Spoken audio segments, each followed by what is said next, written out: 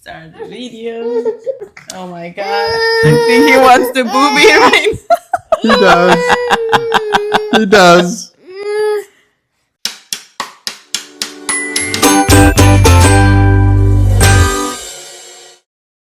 Hello everyone. Welcome to my channel. My name is Ariadne Escalona and he is Kyle Morin. And this is the first time I'm gonna do a video in English because I'm with my husband and he doesn't speak Spanish. For the people who don't speak Spanish, English, I'm going to put the subtitles here because most of my friends in YouTube, they speak Spanish. But I wanted to do this video with my husband because I have received several questions about this topic that we're gonna talk to you guys today.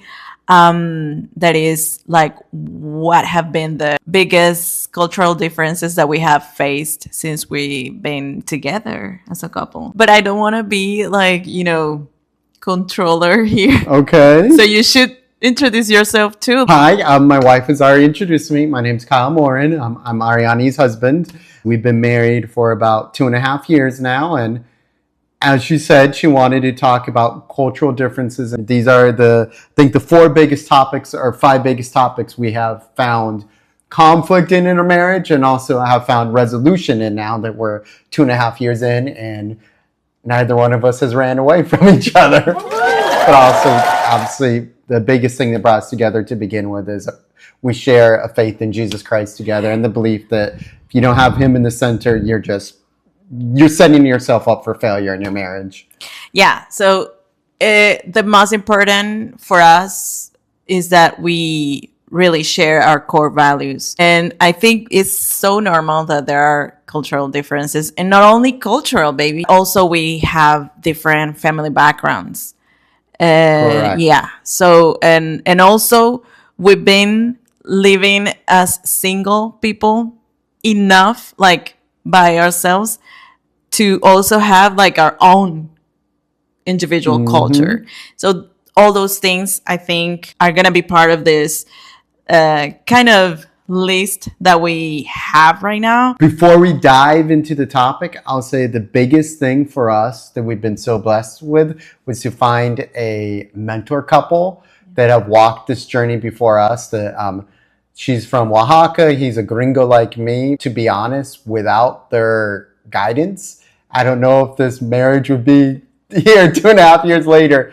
We took the risk we met on eHarmony. So we only had about 2 months in person before we got married. Yeah. So there's a lot we had to figure out, and they were able to just kind of explain to us why we did the things we did. So we're going to talk mainly of 5 differences that we kind of had to face once we were married and that we have been working, because there are some of them that we're still working on. Okay, so the first one would be dependence versus independence.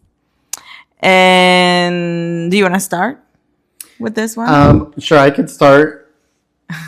For all you Ariani's Latin fans out there, in the United States, independence is really, really stressed. And in my family, I think it's stressed a little more. It's a little private, but I'd share with everyone because it's the journey that made me who I am. Is my dad grew up in a Catholic orphanage, and then he joined the Air Force the minute he turned 18. My relationship with him was one where he really stressed, like, be independent. And I was someone who didn't move out of my parents' house until I was 24. And when I didn't just do the common gringo thing where I was like, oh, I moved to like an apartment in the same city where I grew up, and I moved all the way to Taiwan and moved to a new country. Just because me personally felt like I need to be independent. I'm not going to grow as a person in the United States unless I'm independent and do things on my own. But that is quite different than how you do things in Latin countries. And I think that's very common in here. Like, you grow with that mentality of working for your own things, to have your things, to be self-sufficient, independent, goal achiever. So I think that's in general something very cultural from the United States. And I think Cultural in one part my family probably was as a little more Yeah. extreme. Okay, so in my side, it's not that I was dependent all the time, but there were some things that I was expecting. For example, and this might sound silly for me, like if you are sick, your partner would take care of you. So for me, when you were sick, I knew my duty, and because that's what I wanted to do, was to take care of you. You know, remind you the medicine, or bring you food. Pay attention to how you felt or what you needed. And the mindset here would be, or at least what I was exposed to, is like, hey, I'm sick, get away from me so I could get better, so you don't get sick. Because if we're both down and out, then who's going to take care of everything? Yeah, and then I think the Latin women, we are more like, I don't know, like martyrs. Like, let me take care of you. I don't care if I get sick too. Yes, and that's been a lot of, conversations where it might be like. Because then the first time I felt like, and I think it was when I fell. Yes. The Red Rocks. And we were at my parents' and I had house. a really bad bruise on my nalga, my butt. And I was like, oh my God, I needed to put some ice. I had like some wounds from that fall, and I was expecting him to hold the ice bag on my butt. Let me make it clear. I gave her an ice bag, gave it to her, and then I was like, here you go, baby. And he was going to leave me alone. So I was expecting him, because I was in pain. So I was expecting him to stay there with me, hold the ice bag. And it sounds silly. I know it does. And now I am telling it, and I find it like, ooh, and I really made a big deal of it. But then in another time, I got sick. It was like a cold or something that I had. And I had fever. So I was expecting him to, I don't know, bring me the medicine to the bed like I would do for you. That was kind of a cultural shock. I want to make it clear. It's not like I'm heartless or she's sick. I still I make sure she takes her medicine, takes care of her, but it's also that intention of like, hey, I'm still going to keep some distance because I don't want to get sick too, like that mindset. Like, and for me, it was so also like implied. Like, for me, that was what I had to do if you were sick. So I was expecting you to know it.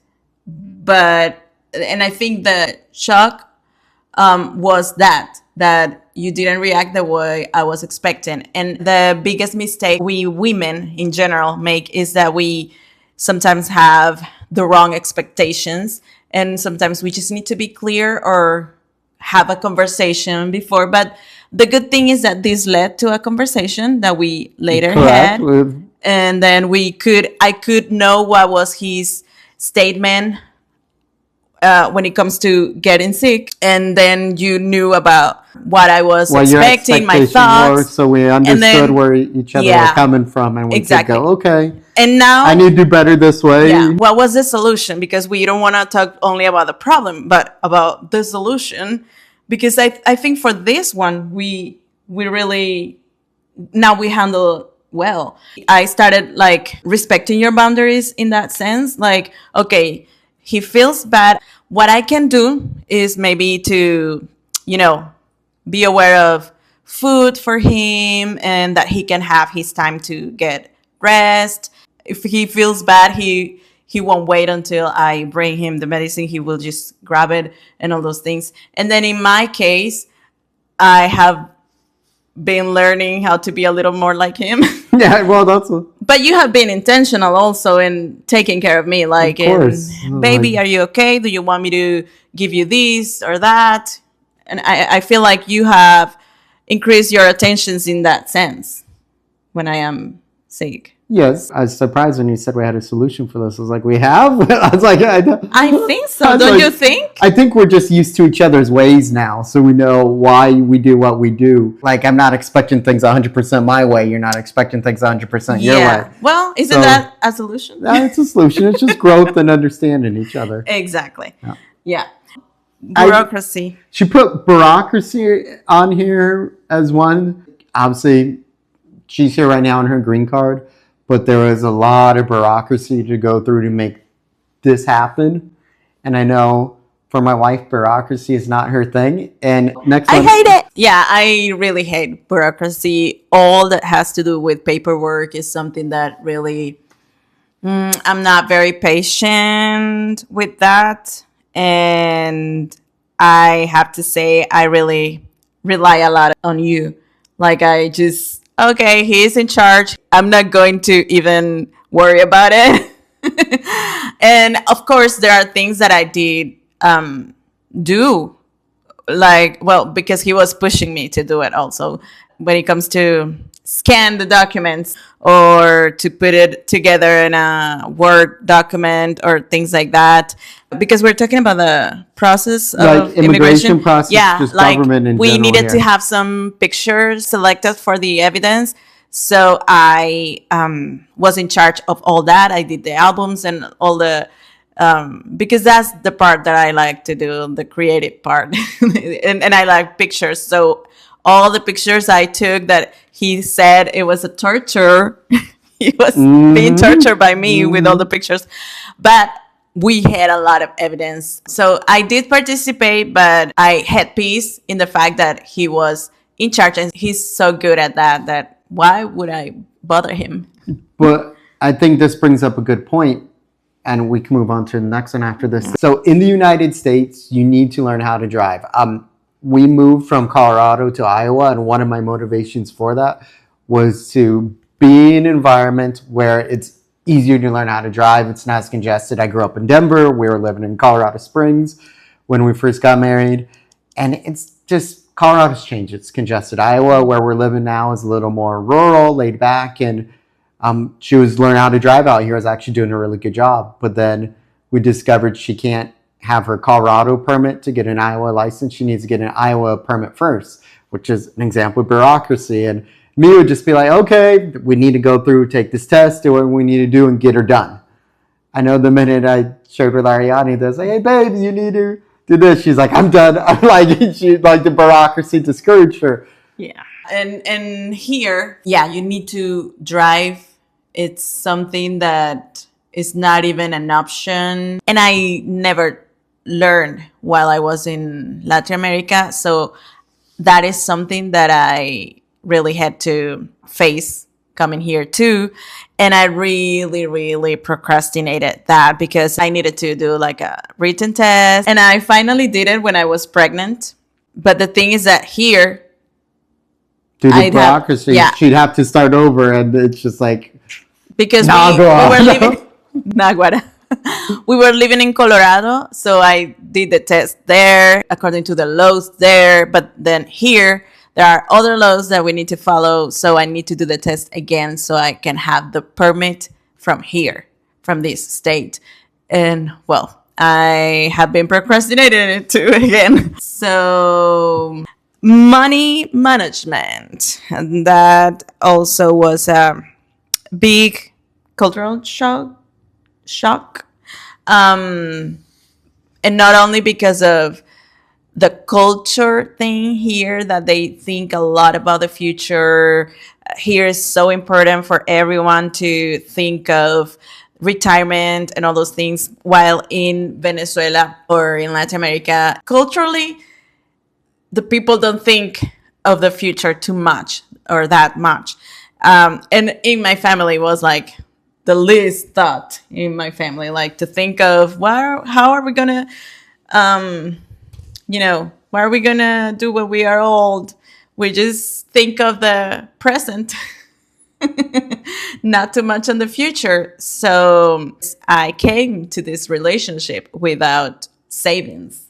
And then all his life, he was so careful with that, like with thinking of the future, saving for retirement and all those things. So that was also a conversation we had to have. Like she said, it's culturally it's more normal here, but also keep in mind, I think one of our biggest issues is I'm probably the extreme of some things in the U.S. and in some sides you're kind of the... I feel like you're... Yeah. I'm kind of the extreme in the U.S. because, I started putting money away when I was in college. Yeah. Type thing, and thinking of that. Because I grew up in an environment where I learned from my grandparents. I watch them be like, hey, you put this away in the bank, you grow interest on it. And I'd be like, oh, that's so cool. My money earns money for me. So then I had to learn how to be a husband, and in the sense where not just think of, live frugally, put money away, but like, no, how do I make sure my wife's needs are also met and addressed as well? And I'll be honest, that's something we're better at now than we were to begin with, but we're still, kind of figuring things out. And this, and also in the driving thing, is something that, well, in a lot of things in general, but this couple that he was mentioning at the beginning, Erika and Dwayne, they are good friends, and they have been married for 18, almost 20 years. Yeah. So she could help me to understand a lot of things that she also had to deal and learn when she came to live here in the US, when she got married to her American husband too. And she was the one who kind of could understand me from my point of view, my perspective. And also I could understand more. I could understand him more because of what I saw, how they handle everything. One of the things that I really didn't like to think about was when you were talking about life insurance and all those things. And she told me, you need to know about this. You need to learn with your husband about the finances of your family, because if one day something happened, and that is the part where I didn't like to, dig too much, because like I didn't want to think of that. Like I just got married. I don't want to think of death or any of those things. And I understand it's a very immature also way to think. To hear it's just the mindset of knowing the piece of, if I'm gone one day, will she and obviously the little baby now be taken care of? Exactly. And it's not that I handle the financial things too much so far. I still have a long way to walk with that. Yeah. But I think I don't feel as uncomfortable as I felt before when we talk about this. What else? And then going with finances is also just like helping your parents, because that was something that was a struggle for me. I'm super blessed in the fact that I was an only child, and the money habits I learned from my parents. So my parents made every effort in the world to make sure I was not a spoiled only child. But I think when you're an only child, you end up being spoiled to some extent. Because if I know it was kind of normal that I would sit there, work hard, put my money away, and my parents would still, will help you. Things. So that's kind of what I grew up with. And then she is on a very opposite situation. Yeah. In our culture in Latin America, the normal thing is that the children help the parents, and then even when they are old, that they are at an age that they cannot work anymore, they would live with the parents. That's kind of normal in my culture. Yeah. But let's add something to this, and it is the situation in my country. Yeah. Because even if my parents had worked at a stable job where they would have saved for their retirement for years, because of the situation there right now, what they would have saved or their retirement would be nothing, because that is a complete mess. So in that sense, there was like an amount that I used to send. And one of the first conversations we had when we were still getting to know each other was that. And I told him, well, I need to know that you are okay with me helping my parents, because this is something that I do as also part of honoring them. And I can understand that his parents didn't need it, because things work here differently from what it is in Latin America. And of course, in that moment, I was working also, like I was talking as an independent woman. Yeah. But then coming here, I didn't work until I got my work permit. So in that sense, that was a rough topic for a few months. And it's one of those things where I was very aware of everything going on in Venezuela. And I was like, of course, you need help. It makes sense. But then when it started being in a situation where I'm looking at being the person who was always saving and go like, oh my gosh, like I'm starting to worry about my own personal situation, then it became tougher. And I felt conflict, because on one hand, I felt like, am I working hard enough? Am I letting down people?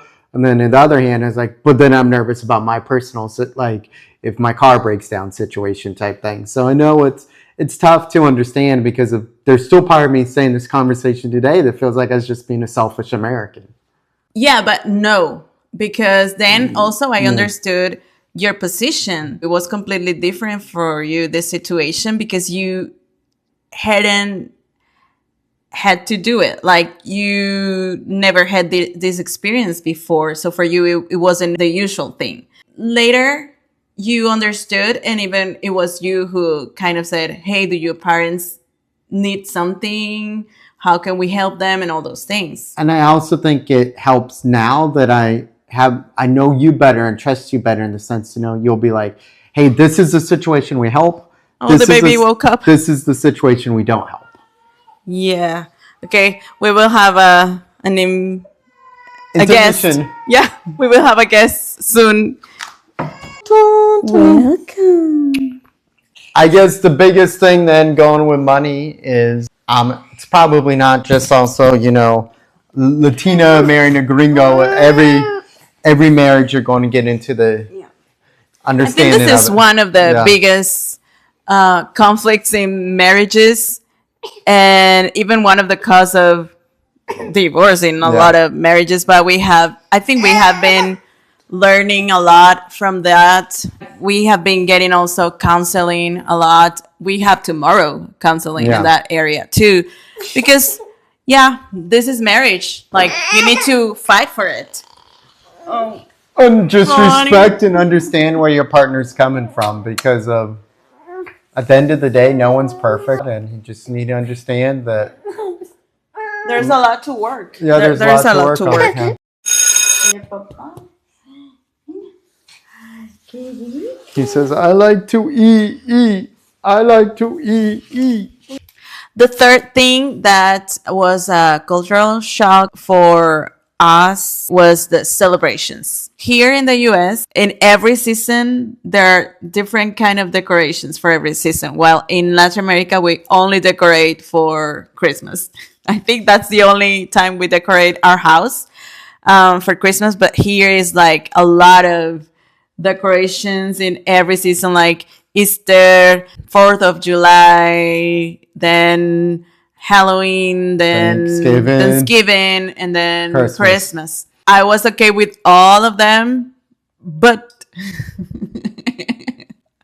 Halloween is something that it's not part of my culture, of course, because where I grew up, in Latin America, we don't have Halloween. Now they are celebrating it there too, because they have kind of acquired that from the United culture. States. Yes, but it's not a tradition that comes from our countries. Also, as a Christian, it was kind of shocking for me, because what I know about Halloween is something that is really dark, and as a Christian, I shouldn't celebrate it. Well, here, Halloween, Christian churches don't really dive into the dark history of it. I knew nothing about that until we were married. And she'll send me some videos and I'll watch them afterwards and I'll be like, kind of get the heebie-jeebies because of it. But in the United States, people tend to think of Halloween more as kids dressing up, getting candy, a family outing in that sense. And I know one of the conversations we've consistently had is like, what are we going to do with our little one for Halloween? And I come from the perspective more that one of my favorite Halloween memories I remember is going to my best friend's church for a Halloween Bible costume party where we had to dress as a Bible character and then they would see who had the best costume. My friend always had very elaborate Halloween costumes. So he dressed as Moses, had his big beard, had the 10 Commandments next to him. And then I dressed as Noah. So I had my beard. And then my mom is a very good seamstress, creating costumes. So then we found an ark made out of cardboard. And we had all the toy animals I had on it. And that was one of my favorite Halloweens, and I went to a church for it, and we did church games, and we had church costumes, but it's kind of normal where churches here will just be like, okay, we do something Halloween-ish, so kids have a way to celebrate in the safety of the church. So then to come from her perspective where she's like, I want nothing to do with it, has been really hard for me to adjust to because I'm like, since as a kid, I've been seeing family-oriented Halloween events. Yeah, and the thing is that even when it sounds like, it seems to be so cute because they dress, you don't have to dress like a ghost or something dark. You can just be like a bear or a superhero, something like that. But still, I don't feel comfortable and I don't think it is something coherent with my faith to celebrate something which background is dark and, doesn't have anything to do with God. Now, also another personal take that I have about this is since I became a mom, I've been fighting my fears. Like I was dealing already with some fears, but since that moment I became a mom, it's like those fears increase a lot. And I have been dealing with intrusive thoughts and I have been casting these fears away in the hands of God. And I think it doesn't make any sense that I participate in something that in some ways exalt fearness. Fearness? Is that correct? Exalt fear. Yeah, exalt fear. And I don't think it's like I don't think it makes microphone, don't yes, you? he wants that. And I don't think it makes any sense. Buddy. And I guess to kind of wrap us up on this conversation, that how I've gone about handling it as a husband is, it's my job to love and honor her. And while I still sit there and think sometimes it's like, I'm understanding it better, but I'm still not like, we have kind of made a decision that, Halloween won't be celebrated in this household, and if one day she's like, hey, I feel differently about it, we could reevaluate. But right now it's like, if she doesn't feel comfortable, then that's a family decision. We don't feel comfortable together as a unit. We're going to try to continue with our little guest here, but just... we might be a little distracted. So another thing that was different for us was the chores in the house. Something I really love from my husband is no. I know, but then he's going, look what happens the minute I do that. So say you might need to just wrap it up without me because I need to take care of him. Chao. Queríamos hablar de otros dos puntos que teníamos anotados, pero no pudimos porque mi esposo se tuvo que ir a atender al bebé que estaba bastante inquieto porque, cuando él ve que no tiene la atención sobre él de los dos, entonces se pone un poco inquieto. Así que vamos a hacer un segundo video Y así también no queda tan largo. Espero que les haya gustado y si tienen algún comentario, déjenlo por aquí. Si pueden, también compártanlo con quien crean que este video puede ser útil. Y bueno, espero que lo hayan disfrutado, que le den like y que me sigan en mis redes sociales. Bye.